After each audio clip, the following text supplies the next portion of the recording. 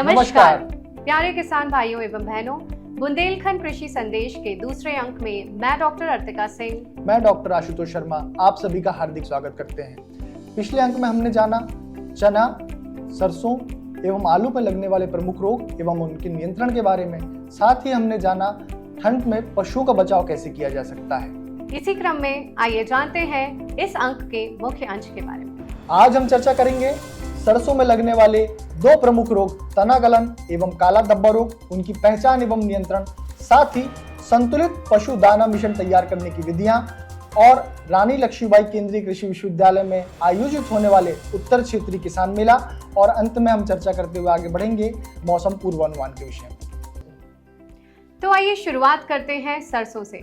सरसों बुंदेलखंड क्षेत्र की एक बहुत ही महत्वपूर्ण तिलहनी फसल है, मगर तना गलन रोग एवं काला धब्बा रोग की वजह से किसानों को काफी आर्थिक नुकसान होता है, और इसी की पहचान एवं नियंत्रण हेतु आज हमारे साथ जुड़े हैं डॉक्टर शुभा त्रिवेदी एवं डॉक्टर राकेश चौधरी। तो आइए जानते हैं इन रोगों की पहचान एवं नियंत्रण के बारे में। नमस्कार किसान भाइयों, आज किसान भाइयों मैं आपको सरसों में लगने वाले तना गलन रोग के बारे में, उसकी रोकथाम, निदान एवं पहचान के बारे में बताना चाहूंगी। देखिए किसान भाइयों, इसमें क्या होता है, जब पौधा फूल आने के समय या बुआई के 60 से 70 दिन के आसपास क्या होता है कि पौधे की पत्तियां इस तरह से पीली दिखाई देने लगती हैं, और ऊपर फूल में अब फली भी नहीं आएगी, और पीली होने के साथ साथ पत्तियां सब सूखने लगती, गिरने लगती है। पुरानी से लेकर नई ऊपर तक आप देखेंगे ये इस तरह का आ रहा है। अगर ऐसा कुछ आपको दिखाई दे रहा है तो आप सीधे नीचे देखिए कि तना कहीं गल तो नहीं रहा, तने में कहीं वो फफूंद तो नहीं लगी। अगर ऐसा कहीं भी लग रहा है तो आप तुरंत उसका निदान करें। किसान भाइयों, तना गलन रोग का उपचार बहुत आवश्यक है। पहला ये कि अगर आप किसी खेत में 2 से 3 बार सरसों का उत्पादन ले चुके हैं तो वहाँ उस रोग का प्रकोप ज़्यादा होगा।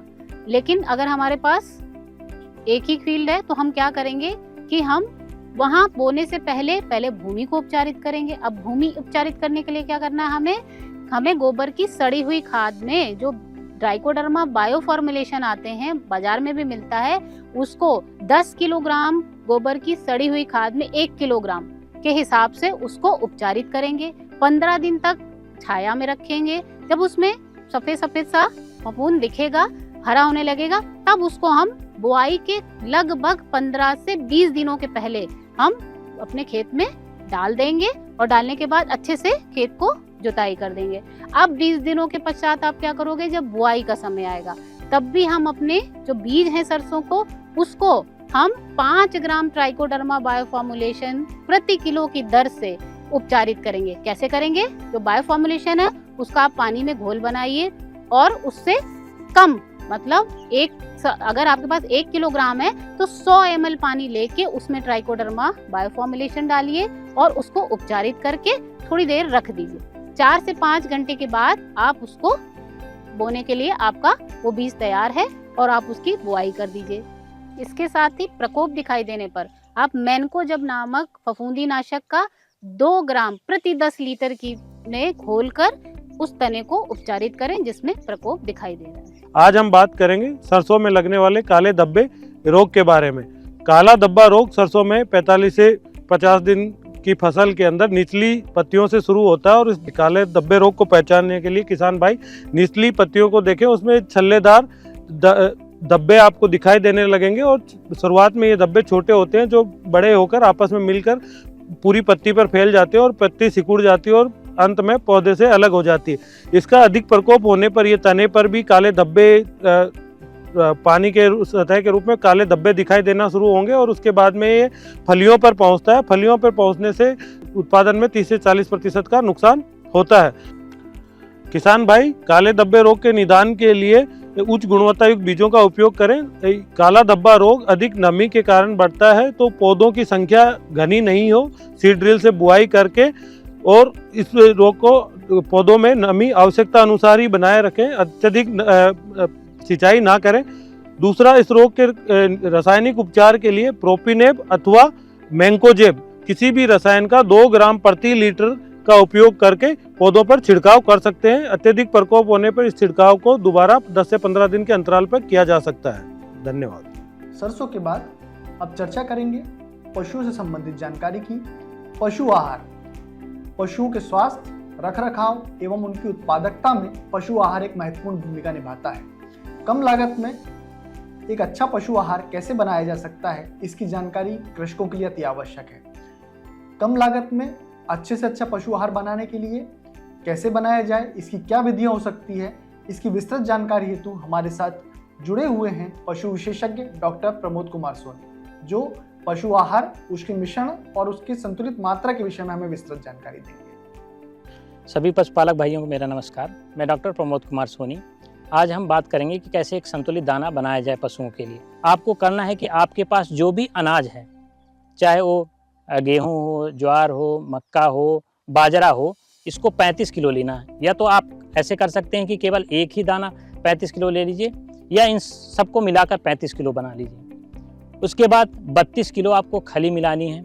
खली चाहे सरसों की खली हो, मूंगफली की खली हो, सोयाबीन की खली हो, इनको आप मिला लीजिए 32 किलो, और खली को आपको चूरी बना लेना है। इसके बाद आता है चोकर, गेहूं का चोकर हो या चने की चूरी हो, ये 35 किलो इनको मिला लीजिए।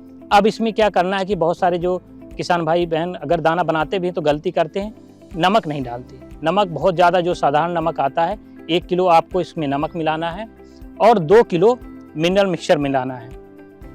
मिनरल मिक्सचर जो होता है उसमें बहुत सारे ऐसे माइक्रोन्यूट्रिएंट होते हैं, जैसे कि ये हमारे पास हाथ में आप देख रहे हैं कि मिनरल मिक्सचर का एक पैकेट है 1 किलो का।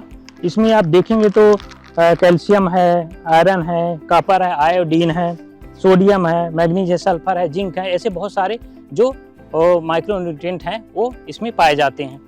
अब हम जब जो भी चारा या दाना खिलाते हैं तो सभी में कोई भी ऐसा चारा या दाना नहीं है जिसमें सारे ये तत्व मौजूद हों, तो उन कमी को दूरी करता है ये, और आपको लगभग 2 किलो मिलाना है। तो इस तरह से आपका 100 किलो का दाना बनकर तैयार हो जाता है। सो हमारा जो 100 किलो का ये दाना बना है, इसमें 35 किलो अनाज है, 32 किलो खली है, 35 किलो चोकर है, 1 किलो नमक है, 2 किलो खनिज लवण का मिश्रण है। तो आपको करना क्या है कि जो दाना है उसको आपको दलिया के रूप में ग्राइंड करना है। एक ग्राइंडर आता है, उसमें आप दलिया के रूप में बना लीजिए। जो खली है उनको अच्छे से चूरी बना लीजिए, और जो चोकर होता है और नमक और खनिज लवण, इनको अच्छी तरीके से आपको मिक्स करना है, ताकि सारे जो तत्व हैं वो जानवरों को जब भी आप दाना दें तो उनको मिल सके। और ये दाना जो आप देंगे जानवर को बहुत ही ज़्यादा सुपाच्य होता है, आसानी से पच जाता है। अब ये जो दाना संतुलित हमारा आहार बना है, इसको आप दें कैसे? तो आपको करना क्या है कि दाना देने की सबसे अच्छी विधि यही है कि आप रात को इसको भिगो दें। रात को भिगो दें और सुबह आप जानवरों को दें। देना कितना है कि जो जानवर ऐसे मवेशी जो उत्पादकता में नहीं है, उनको शरीर के मेंटेनेंस के लिए आपको 1.5 से 2 किलो प्रतिदिन देना है। 1.5 किलो हमारे जो देसी जानवर हैं उनके लिए, और 2 किलो जो भैंस हैं और जो क्रॉस ब्रीड एनिमल्स हैं उनके लिए। और उत्पादकता, दूध उत्पादकता के लिए आप देखेंगे कि जो दूध उत्पादन में है, इस मेंटेनेंस राशन के अलावा मेंटेनेंस जो दाना हमने दिया, इसके अतिरिक्त आपको हर 2.5 किलो दूध उत्पादन पर गायों के लिए आपको 1 किलो दाना देना है। और जो संकर नस्ल की हमारे जानवर हैं और जो क्रॉस ब्रीड एनिमल्स हैं और भैंस हैं, उनको हर 2 किलो दूध उत्पादन पर आपको 1 किलो दाना देना चाहिए। उदाहरण के तौर पर एक गाय जो 5 लीटर दूध का उत्पादन दे रही है, तो 1 से 1.5 किलो मेंटेनेंस राशन, उसके अलावा हर 2.5 किलो दूध उत्पादन पर आपको 1 किलो दाना देना है। तो इस तरह से अगर 5 लीटर दूध उत्पादन है तो आपको टोटल राशन की बात करें तो 3.5 से 4 केजी आपको दाना देना पड़ेगा। धन्यवाद। पशुओं एवं फसलों की जानकारी के बाद अब हम बात करेंगे मौसम की। बुंदेलखंड क्षेत्र में आगामी 15 दिनों का न्यूनतम तापमान होगा 10 डिग्री सेल्सियस एवं अधिकतम तापमान होगा 25 से 27 डिग्री सेल्सियस, जबकि वर्षा होने की संभावना न के बराबर है।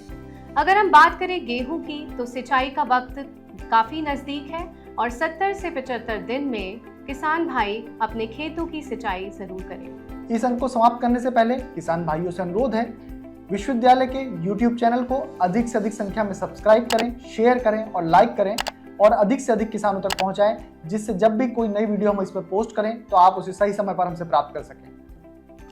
अंत में आप सभी को एक महत्वपूर्ण जानकारी दे दें। रानी लक्ष्मीबाई केंद्रीय कृषि विश्वविद्यालय में आज से 10 फरवरी के दौरान उत्तर क्षेत्रीय किसान मेले का आयोजन हो रहा है। इस मेले में आप देखेंगे मशरूम उत्पादन, मधुमक्खी पालन, विभिन्न यंत्रों का प्रदर्शन, साथ ही ड्रोन टेक्नोलॉजी का प्रदर्शन एवं पशुओं का प्रदर्शन। इसमें अधिक से अधिक संख्या में आप भाग लेकर अधिक से अधिक लाभ लें। साथ ही एक लिंक डिस्क्रिप्शन बॉक्स में दी हुई है जिससे आप हमसे किसान वाणी के माध्यम से जुड़ सकते हैं, जो कि व्हाट्सएप ग्रुप है, और अपने प्रश्नों को पूछकर आप सही समय पर हमसे उसका समाधान प्राप्त कर सकते हैं। आशा करते हैं कि ये अंक आपको पसंद आया होगा। बहुत बहुत धन्यवाद।